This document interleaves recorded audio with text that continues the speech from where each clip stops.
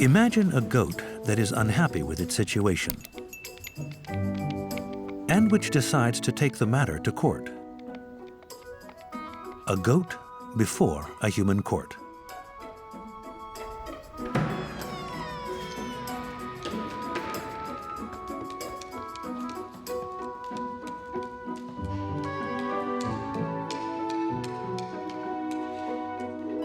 Imagine the plea.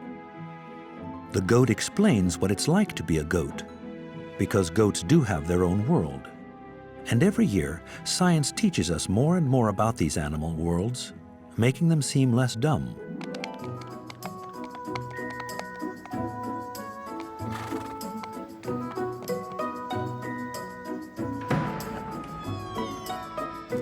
But to really get the care and protection of humans, isn't it better to be a pet, docile and cute if possible?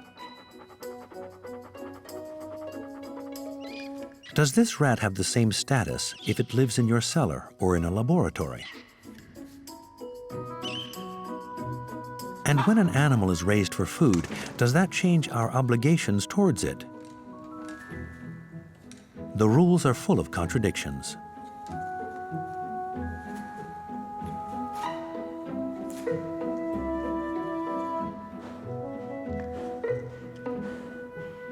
Does the law do enough for our animal friends? They are conscious beings, sensitive to emotions and pain.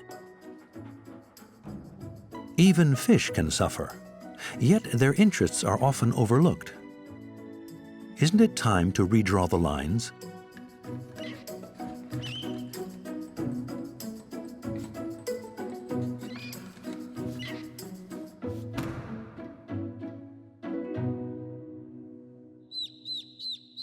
Take chicks, for example. Is it normal to kill newborn chicks simply because they have the bad luck to be the wrong sex for the food industry?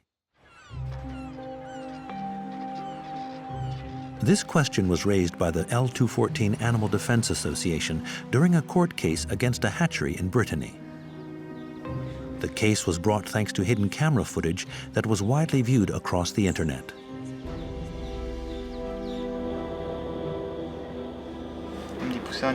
The chick is put straight into a bucket, like rubbish. Killing unwanted chicks is allowed by law, but it's how they are killed that is the problem here. That's the other part, when the chicks are suffocated in rubbish bags. The law states they should be killed quickly with the least suffering possible. But in this hatchery, thousands of chicks are suffocated in plastic bags.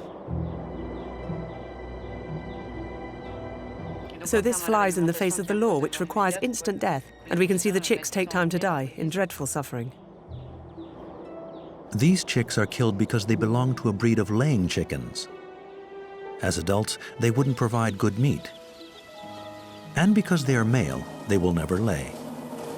So they are killed and then crushed because the industry has no use for them. In the world of animal protection, we've been aware for a long time that in terms of laying chickens, the males are sorted from the females and discarded.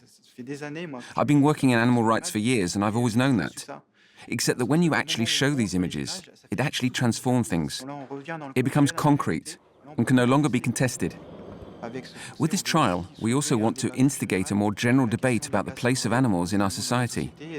Is it legitimate to make animals suffer? I think everyone would agree that it isn't. But there's a kind of hidden suffering, a structured suffering, that is linked to how some animals are raised, transported, and slaughtered. And then there's the question about their actual death. Let's be clear, the ethical problem of killing chicks was created by us human beings.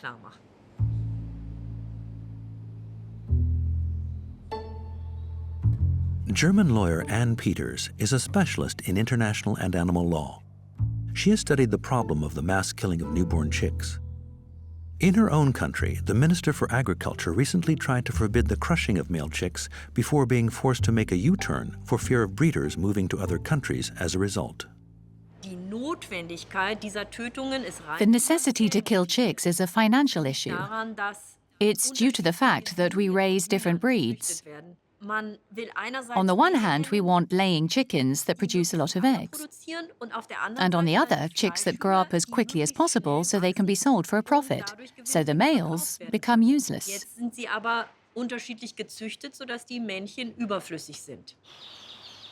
The fate of male chicks in the poultry farming industry is a powerful symbol of the ambiguous relationship we have with all sorts of animals.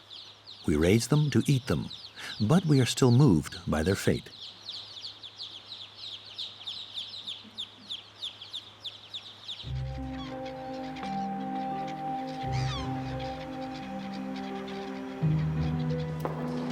L214's video showing the slow and torturous death of chicks triggered a criminal investigation and trial. That's an offence, and that's a crime. In terms of outcomes for complaints made by animal protection organisations, unfortunately they are often dismissed because they are dealing with issues regarding breeding, and that industry is really struggling at the moment. The tendency is to want to protect that sector of the economy and protect jobs, and in the name of protecting jobs, we completely ignore animals, despite them being creatures with feelings. The court will rise. This trial is an exception. Thank you. The court is in session. Please be seated. Because it serves as a test case. The hearing lasts for almost 4 hours. 4 hours to examine the practices of a hatchery that is now bankrupt and the ways many tens of thousands of chicks were put to death. Why weren't normal procedures respected? To save time? To save money? The judge grilled the director of the hatchery, but he consistently put the blame on his employees. This was the first time the fate of 50 million chicks crushed every year was raised in court.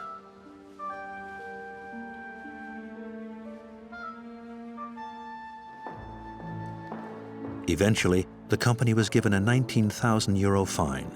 The company itself chose to stop hatching chicks in order to avoid crushing the males. Society thus officially recognized animal suffering after centuries of denial. For some time, we ignored the sensitivities and suffering of animals and their mental states, so we could do what we wanted. Boris Cyrulnik is a pioneering French ethologist or animal behaviorist. For someone who is also a psychiatrist and psychoanalyst, the problem society has with admitting animal suffering is deeply rooted in Western culture. Animals were considered to be utterly non-human. This allowed us to categorize the living world and attribute a supernaturalness to mankind, allowing humans to control birds in the sky, mammals on land, and fish in the sea.